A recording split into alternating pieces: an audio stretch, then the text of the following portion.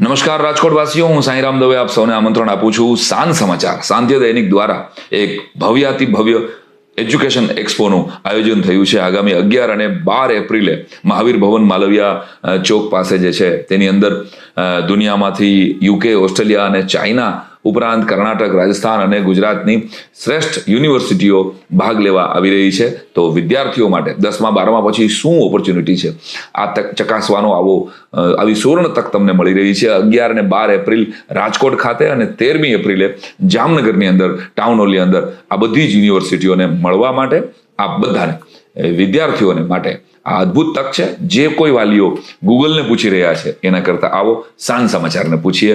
સાંજ સમાચારના એજ્યુકેશન એક્સપોને ખૂબ ખૂબ અભિનંદન આપું છું. શ્રદ્ધા સેવું છું કે કેટલાય ગોટે ચડેલા વિદ્યાર્થીઓને 11-12 એપ્રિલે રાજકોટમાં અને 13મી એપ્રિલે જામનગરમાં પોતાના જીવનની, પોતાના કારકિર્દીની રાહ મળશે.